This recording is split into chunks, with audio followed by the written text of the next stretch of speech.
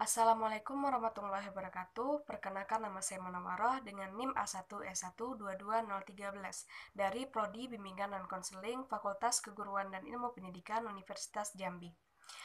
Di sini saya akan menjelaskan hasil observasi lapangan identifikasi kesulitan belajar anak dengan Bapak Muhammad Amdi, SPD MPD, selaku dosen pengampu pada mata kuliah Evaluasi dan Diagnosis Kesulitan Belajar.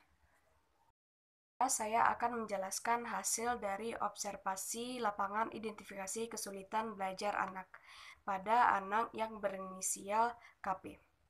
Yang pertama yaitu adanya dugaan kesulitan belajar. Dugaan KP yang berkesulitan membaca adalah pengamatan awal yang menunjukkan bahwa KP mengalami kesulitan dalam membaca.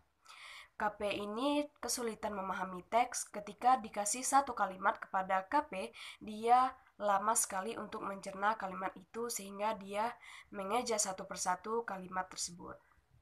Nah, di umur KP yang 10 tahun kelas 5 SD seharusnya sudah bisa membaca seperti anak yang lainnya.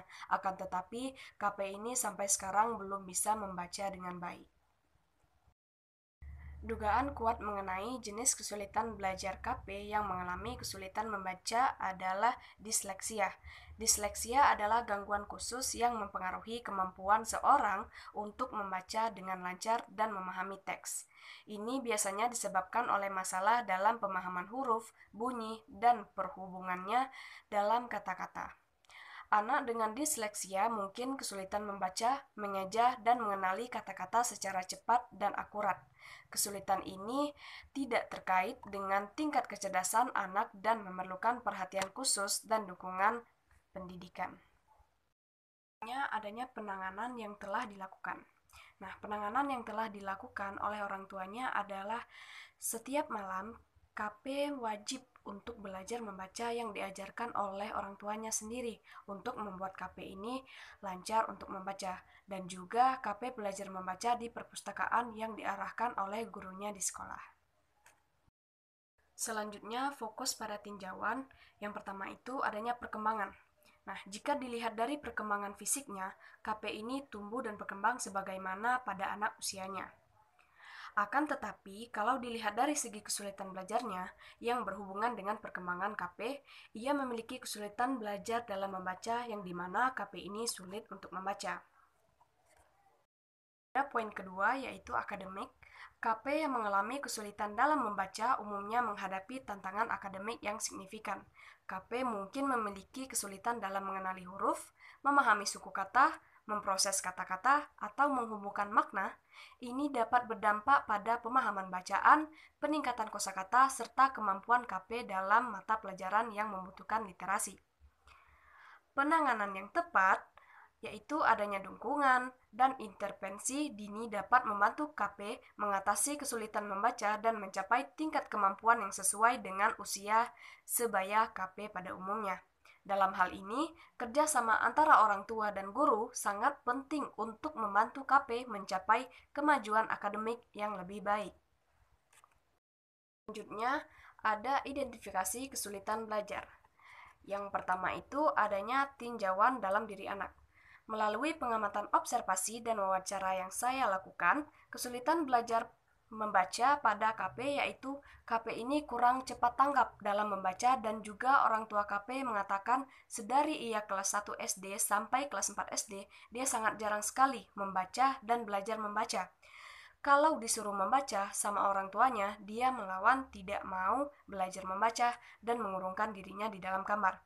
Sehingga KP udah masuk kelas 5, pas disuruh membaca kalimat atau membaca teks, dia kesulitan dalam membaca teks atau kalimat tersebut. Kesulitan belajar yang dialami oleh KP dapat dikatakan bersifat verbal karena ia kesulitan dalam mengeja suatu kalimat ataupun teks yang ia baca. Adanya tingkatan kesulitan dalam belajar membaca dapat bervariasi dari yang ringan hingga berat, tergantung pada sejauh mana kemampuan membaca terpengaruh. Yang dialami KP yaitu sedang, kesulitan membaca lebih menonjol, dan KP mungkin memerlukan dukungan tambahan seperti bimbingan dari orang tua dan gurunya untuk memahami kata-kata dan teks yang lebih baik. Selanjutnya adanya tinjauan lingkungan anak. Nah, adapun faktor penyebab yang dialami oleh KP sehingga KP ini kesulitan untuk membaca adalah dari faktor lingkungannya, yaitu dari faktor lingkungan pertemanannya. Dari hasil wawancara dengan orang tua KP ini berteman dengan temannya yang bisa dikatakan bebas. Dan juga di sekolah KP ini jarang sekali belajar membaca pada saat jam pelajaran. Dia asik bermain dengan temannya saja. Dan selain itu juga, dari hasil yang saya dapatkan dari wawancara, kesulitan belajar yang dialami oleh KP ini juga karena keterlambatan pedagogi. Dikarenakan kedua orang tuanya sibuk dalam bekerja. Untuk sarana dan prasarananya, KP sudah mempunyai sarana yang sudah dikasih oleh orang tuanya, bahkan lengkap. Akan tetapi orang tua KP kurang memperhatikan anaknya sehingga anaknya menjadi sedikit bebas. Jadi KP jarang sekali menggunakan sarana yang telah dikasih oleh orang tuanya. Adanya penelaahan masalah. Yang pertama itu ada kependidikan. Berdasarkan hasil wawancara yang telah saya lakukan, hasil belajar yang diperoleh KP di sekolah dari tingkat prestasinya itu rendah. Dari 25 siswa, dia mendapatkan ranking 20. Dari hasil perbandingan dari teman-temannya di sekolah, rata-rata teman sekelasnya sangat berbanding jauh dengannya dikarenakan rata-rata temannya sudah pandai dalam membaca, apalagi sudah kelas 5 SD. Pasti banyak teman-temannya yang sudah pintar dalam membaca. Nah, kaitan antara hasil belajar KP yang dulu dengan sekarang tidak jauh beda, hanya mengalami sedikit perubahan dari yang dulunya KP sangat kurang sekali dalam membaca dan memahami kalimat atau teks. Sekarang ia mulai paham sedikit demi sedikit. Untuk kegiatan yang ada di sekolah KP, ini mengikuti kegiatan pramuka, yang dimana KP ini sangat gemar sekali dalam berpetualangan dan bermain. Lokasi sekolah KP itu terletak di pemukiman warga, yang dimana sekolahnya itu masuk ke jalan komplek. Nah, untuk ruang belajar yang ada di sekolah KP ini cukup memadai. Nah, sarana dan prasarananya lumayan lengkap dan di sekolah KP, sekolahnya cukup nyaman dan juga ekstrakurikuler yang ada di sekolahnya lumayan aktif. Bisa dikatakan sekolah KP ini cukup bagus dan memadai untuk siswa-siswa yang sedang bersekolah di sana. Sarana seperti toilet, kantin, dan lain cukup kondusif, akan tetapi sedikit minusnya pada toilet ya, dikarenakan siswa selepas BAB atau BAK tidak menyiramnya, sehingga membuat toilet di sekolah itu menjadi bau. Terus pada poin yang kedua yaitu adanya psikologis. Berdasarkan hasil wawancara yang telah saya lakukan dengan orang tua KP, tingkat kecerdasan KP ini dapat dikatakan rendah dalam hal belajar. Nah, jika dilihat dari raportnya, nilai KP itu rata-rata rendah semuanya.